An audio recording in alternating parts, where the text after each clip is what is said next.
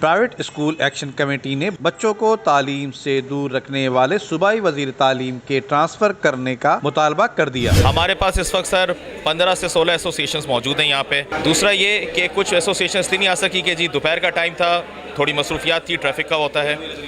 इंशाल्लाह 12 तारीख को आपको प्रेस क्लब के सामने 18 से ज़ायद एसोसिएशंस एहतजाज करते हुए नज़र आएंगी। मुतालबा सिर्फ हमारा एक है, जैसे परवेज़ भाई ने, हमारे चेयरमैन साहब ने भी एक्शन कमेटी ने कहा है कि जी स्कूलों को खोला जाए, तालीमी बंदिश ख़त्म की जाए, टीचर्स को, जितने भी हमारे टीचर्स हैं उनको वैक्सीनेट किया जाए, और मोस्ट इम्पॉर्टेंटली जो ये स्टीयरिंग कमेटी बनाई गई है जिसका कोई फ़ायदा नहीं है, इसको फ़ौरन तहलील किया जाए। आज यहाँ कराची की तकरीबन तमाम प्राइवेट स्कूल एसोसिएशन इस बात पर मुत्तफ़िक़ हैं कि कराची में जिन हालात पर कोविड को सामने रखते हुए गवर्नमेंट ने जो अनाउंसमेंट दी है उसको हम कंडेम करते हैं, और इस बात पे तमाम एसोसिएशन एक ही पेज पर खड़ी हैं।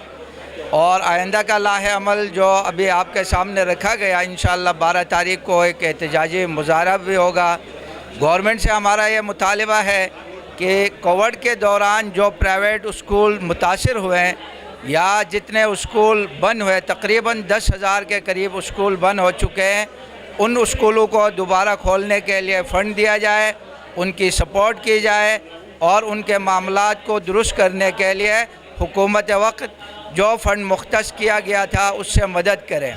देखिए, हुकूमत को जब मौका मिलता है तो कहते हैं ना कि कमज़ोर को दबाया जाता है, तो जब मौका मिलता है हुकूमत हमें दबाती है। क्यों? क्योंकि वो समझती है कि ना अंजुमन ताजिरात ताजिर इनकी सुनती है, ना रेस्टोरेंट की एसोसिएशन इनकी सुनती है, ना कोई इनकी सुनता है। सुनते हैं तो हम पिसा हुआ और दबा हुआ जो तालीमी इदारों का तबका है वो इनके सुनता है। लेकिन आज हमने तमाम एसोसिएशन को यहाँ पे जमा करके यकजहती का इजहार किया है और हम हुकूमत को बताने को तैयार हैं कि अब हम डरने और दबने वाले नहीं हैं। हमारे प्रेसिडेंट साहब एक इशारा करेंगे, हम CM हाउस के सामने तमाम स्कूल मालिकान अपना फर्नीचर जाके आग लगा देंगे और फिर उसके बाद हम बताएंगे कि हमारी क्या ताकत है और हमारी क्या कुव्वत है। प्राइवेट स्कूल एक्शन कमेटी के स्कूल मालिकान ने प्रेस कॉन्फ्रेंस में 12 अप्रैल को कराची प्रेस क्लब पर स्कूलों के बच्चों के साथ मिलकर मुजाहरा करने का ऐलान भी किया है। देखिए, कसूर उस वक्त हुआ करता है कि जब किसी चीज़ को छेड़ा ना जाए।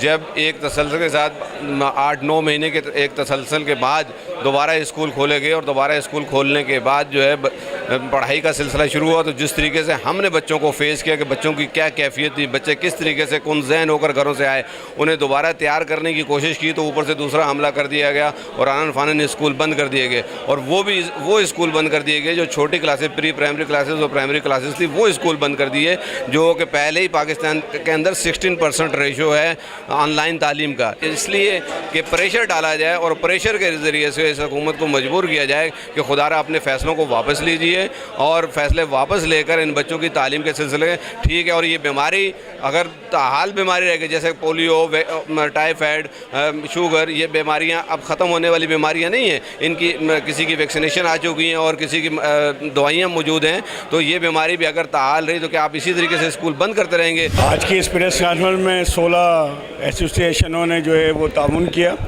और हमारा जो असल मसला था वो स्कूलों की जो बंदिश की गई है तालीम की, हमारा मुतालबा ये था वज़ीर तालीम से कि आपने तमाम जगहों पर तो पाबंदी नहीं लगाई, लेकिन स्कूलों में नर्सरी से लेकर 8वीं क्लास तक को आपने कह दिया कि कोरोना की वजह से इनको बंद किया जा रहा है और 9-10 को खोला जा रहा है। 9-10 के बच्चों से क्या कोरोना वहाँ के पूछेगा कि आप 9वीं में पढ़ते हैं या 8वीं में पढ़ते हैं? अगर आप 8वीं में पढ़ते हैं तो मैं वापस जा रहा हूँ, ऐसा नहीं है।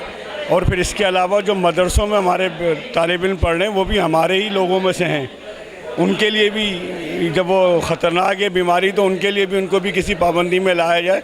तो हम अपील ये करते हैं कि खुदा के लिए ये पाबंदियाँ ख़त्म करें जो हमें 2000 फरवरी 2020 से अभी तक समझ में नहीं आई है वज़ीर तालीम की पॉलिसी क्या है। भाई यही हमारे मुल्क का फुकदान है। हम चाहते हैं कि हमारे इदारे खोले जाएँ, उन बच्चों को तालीम से दूर ना किया जाए। आज हमने यहाँ प्रेस कॉन्फ्रेंस के ज़रिए 12 अप्रैल को एक एहतजाजी कॉल दी है, जिसमें पूरे सिंध के अंदर एहतजाजी कॉल है। ये कराची प्रेस क्लब और बाकी 6 डिवीजन्स के अंदर सिंध के इंशाअल्लाह ताला भरपूर एहतजाज किया जाएगा।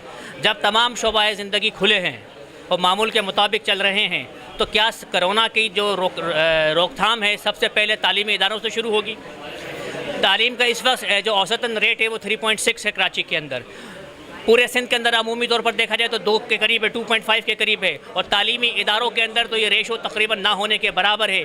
मुतालबा ये है कि जनाब तालीमी इदारे तमाम के तमाम खोल दिए जाएँ, और गवर्नमेंट के पास जो बजट है, जो पिछले साल एजुकेशन बजट ना होने के बराबर इस्तेमाल हुआ है, हमें अंदेशा है कि इस बजट को डेवलपमेंट के नाम पर दूसरे शोबों के अंदर खर्च कर दिया जाएगा। हम कहते हैं उस बजट की एक बड़ी मकदार से 2 काम किए जाएं, एक तो प्राइवेट और गवर्नमेंट स्कूल के टीचर्स को वैक्सीनेट किया जाए, दूसरा जो है वो एजुकेशन कार्ड बनाया जाए ताकि वो वालिदैन जो कोविड से मुतासिर हैं, जिनके स्कूलों की फ़ीस 5,000 या उससे कम है, उनको एक तालीमी जो अखराजात का बोझ उन वालिदैन के ऊपर से कम हो। कोरोना की वबा के बाइस हुकूमत अब तक अपने इक़दाम कराने में नाकाम नजर आ रही है। कैमरामैन टीम के साथ अमजद इकबाल, मेट्रो 7 पाकिस्तान।